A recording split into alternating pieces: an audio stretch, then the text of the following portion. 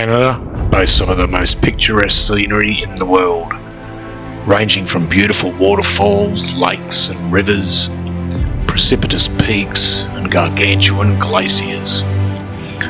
All are easily accessible as the highways in Canada wind through and along them.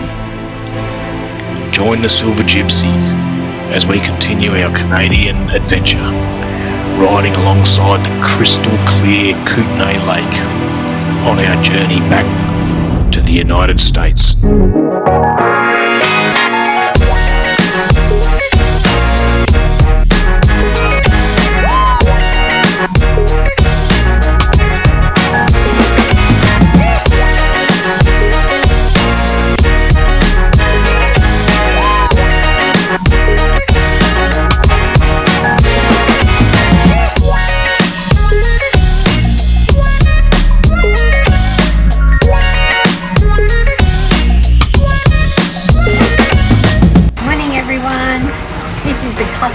Harbour on the Kootenay Lake. We crossed it this morning at Balfour on the Balfour Ferry. It is the largest, longest free ferry in Canada. It's part of Byway 6. We left Nelson this morning, beautiful little town, and now we're heading to Cranbrook. We've had the most scenic ride. It's beautiful weather. We've been along the lake the whole entire time. It is definitely worth coming and doing for a longer time. I just can't believe how many times I have to say that. It is stunning. So this boat ramp has 3 bays for launching 3 boats all at once, so it's crazy. And there's a free life jacket station down there too, so that's really cool.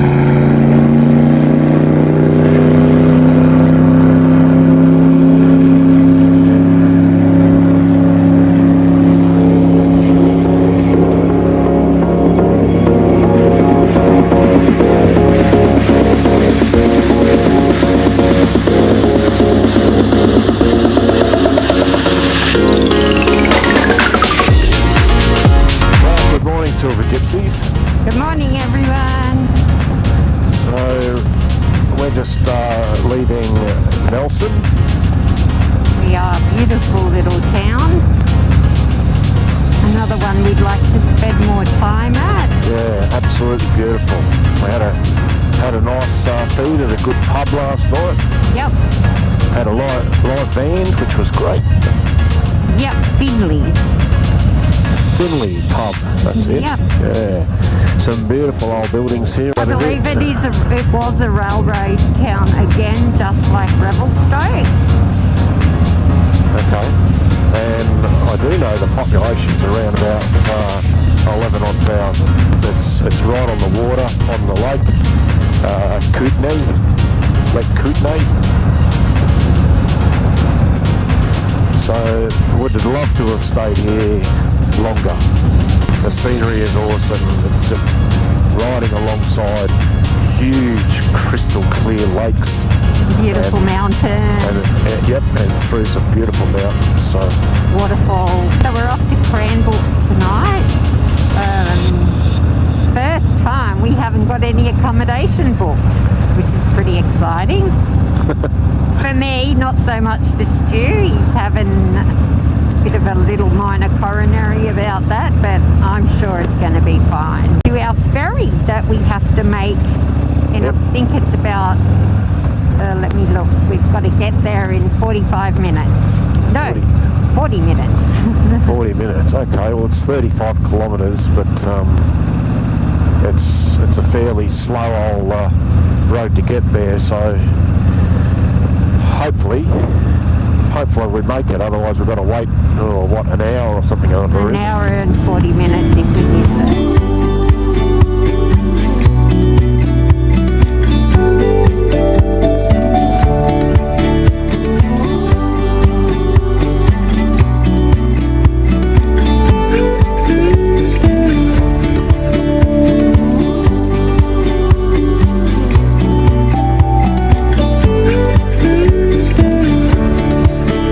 Kootenay Lake ferry operates between Balfour on the west side of the lake, where we departed from, and Kootenay Bay on the east side. The MV Osprey 2000 and the MV Balfour are the two vessels used. The route is the world's longest free scenic ferry which carries vehicles, with the route officially forming part of British Columbia Highway 3A. In 1931, the British Columbian government chartered the SS Nasukan for the main lake crossing between Fraser's Landing and Grey Creek. The government acquired the vessel in 1933, modifying the upper decks for the route. In 1947, the terminals were relocated to Balfour and Kootenay Bay. The 28-vehicle, 150-passenger capacity MV Balfour was launched in 1954. Built by Kootenay ferry builders at Nelson, the 80-vehicle, 250-passenger capacity MV Osprey 2000 was launched and entered service in 2000. A single vessel sails throughout the year, with 10 departures from Balfour, returning from Kootenay Bay. The second vessel runs in summer only, providing an extra 5 crossings in either direction. The crossing is about 8 kilometres in length and takes around 35 minutes.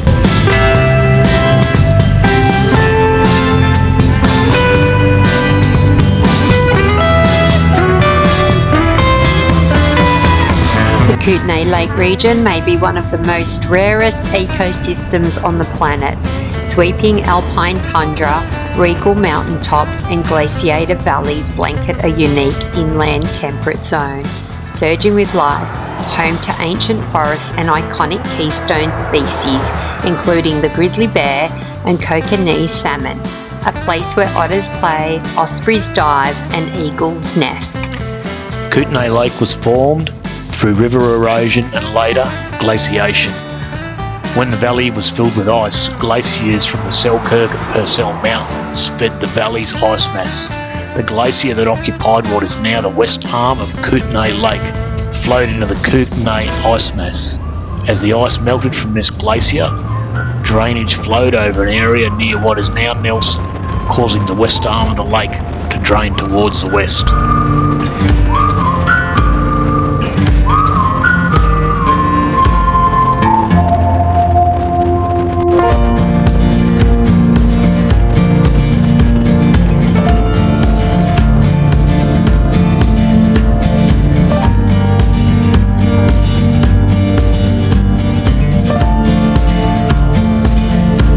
Creston is a vibrant small town located on the traditional territory of the Tunuksa Nations.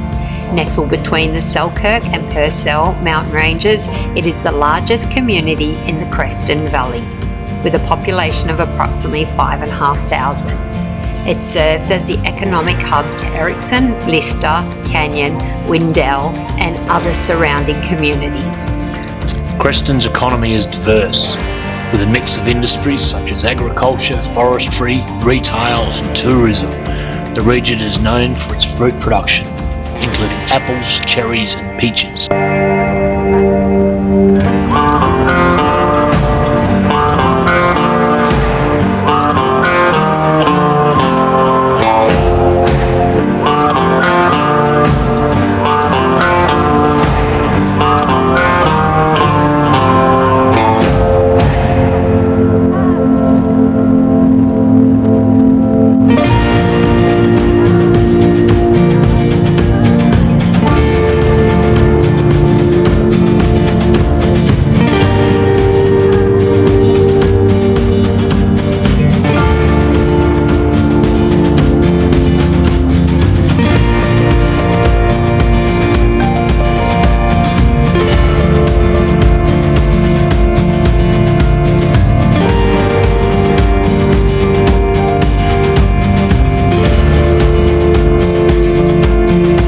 Located 20 kilometres south of Cranbrook on Highway 3, Moyie Lake is a small, narrow lake located along the Moyie River.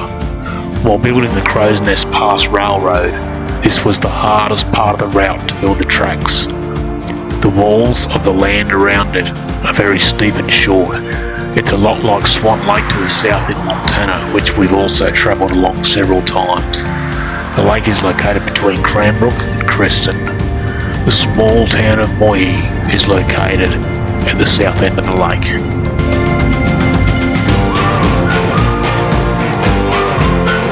Cranbrook is located approximately 10 kilometres southwest of the confluence of the Kootenay River and the St Mary's River. It's the largest urban centre in the region known as the East Kootenay. Nestled in a broad open valley located between the Rocky Mountains to the east and the older Purcell Mountains to the west, Cranbrook is surrounded by world-class scenery, recreation and wildlife. Mild winters and warm sunny summers characterise the beautiful mountain environment. Unfortunately, when we arrived, nearly all the businesses were closed, being a Saturday afternoon, so we decided to get some dinner from Safeway supermarket and devour it at our hotel, whilst planning our next day's return into the United States.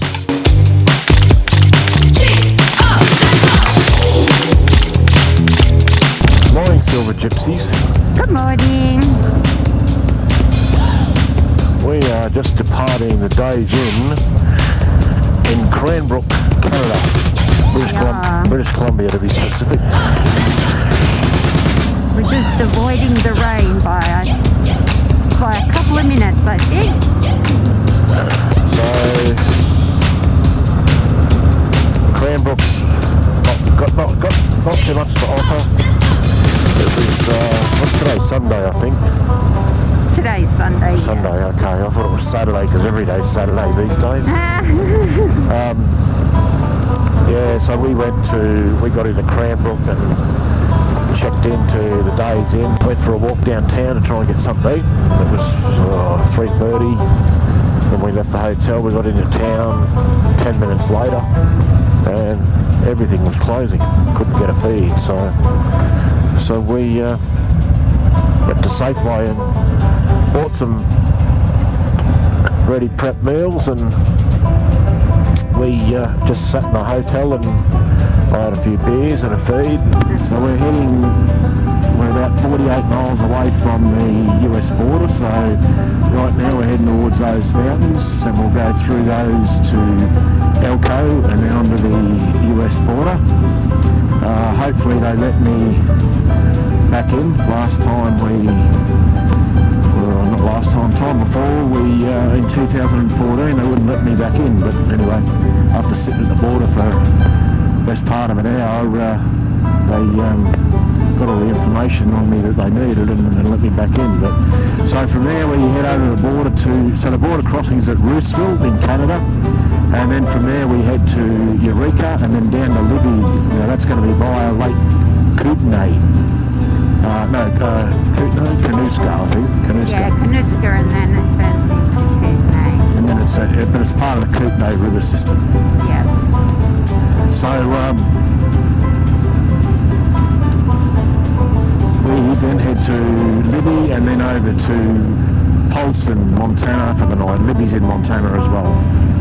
But anyway, we'll sign off for now, and we will catch you later on as we get closer to these mountains. We'll go tear up the tarmac.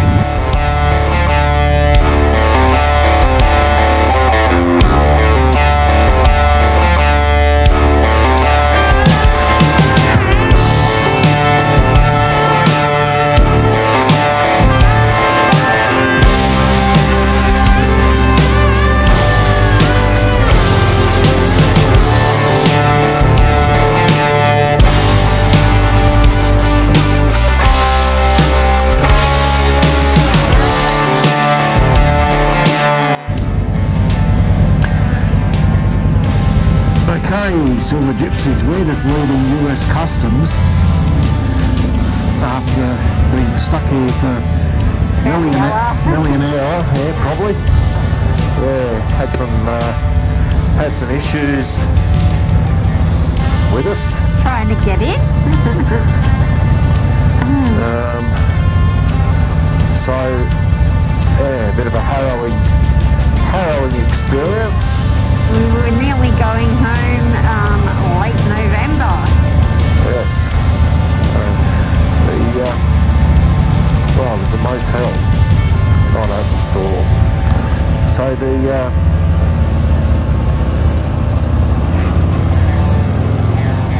what we thought our 5-year visa afforded us was that we could stay here for 5 years in total without a break, like without going home. However, we've just been told that just because you have a 5-year visa doesn't mean you're able to stay for 5 years like concurrent. So you can only stay in the US for 6 months. 6 months there.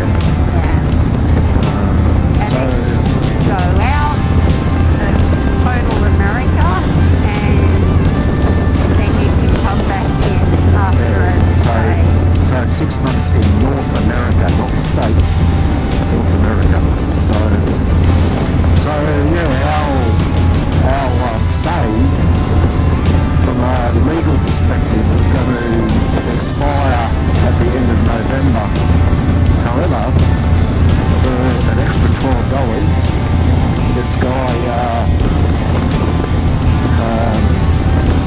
the customs officer, pulled some strings and extended our visa or our stay by another 6 months.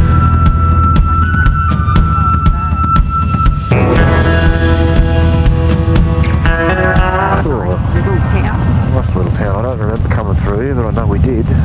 Well, as it turns out, we had been to the beautiful little western town of Eureka in Montana before, back in 2018, with good friends from Australia, Glenn and Gay Saunders, when we were doing our 4-week tour through the Rocky Mountains.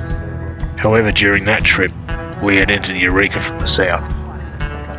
After a coffee and some grub, we continued our journey towards Polson on Lake Flathead, our next stop being Libby Dam.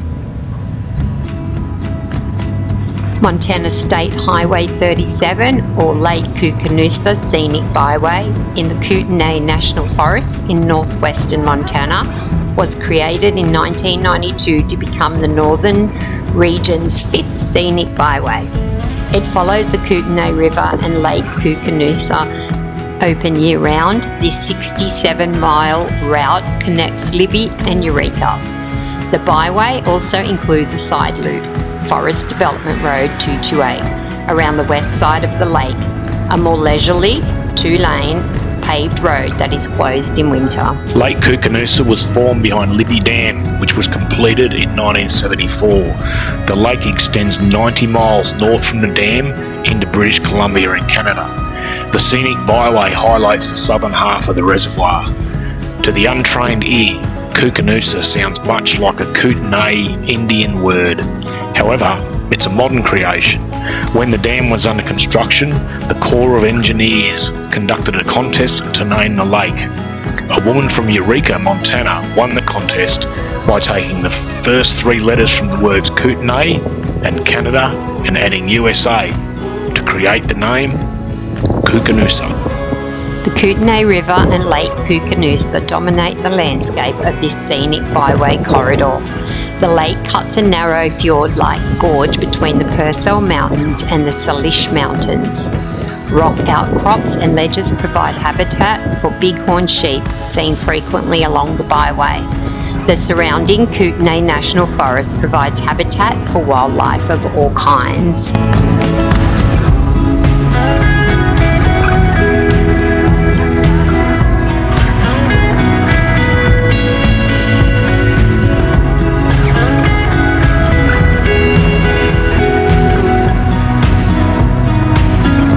US Route 2 is an east-west United States numbered highway, spanning 2,571 miles across the northern continental United States that starts in Seattle, Washington and culminates in Houlton, Maine.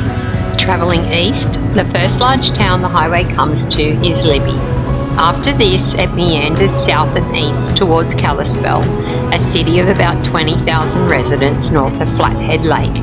the largest freshwater lake west of the Mississippi River. Kalispell is where we leave US Route 2 to link up on US Route 93 to travel south to Polson on the southern shores of Flathead Lake.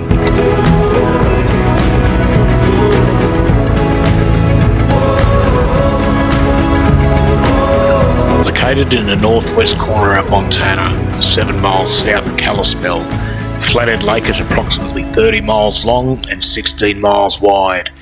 It's about half the area of San Francisco Bay, and it's larger in surface area than Lake Tahoe, but is much smaller in volume due to Tahoe's depth, with Flathead Lake having a maximum depth of 370 feet. The lake is inhabited by the native bull trout and cutthroat trout, as well as the non-native lake trout, yellow perch and lake whitefish. Local residents have reported sighting other aquatic fauna in the lake as well, such as the huge sturgeon and the Flathead Lake monster. After riding through this beautiful lakeside town in 2018, it was always planned that we would come back and stay and have a great little look around, which we did. We stayed at the Port Polson Inn with views that looked out over the lake. I wanted to swim, but it was way too cold, so we just walked around town, and then later we dined at the Durham. And oh yum, it was just such great food, and we had a few bevies as well, even an alcoholic milkshake. Later that evening we socialised with some newfound friends over a few drinks, and then planned our next few days riding through the beautiful mountainous Montana.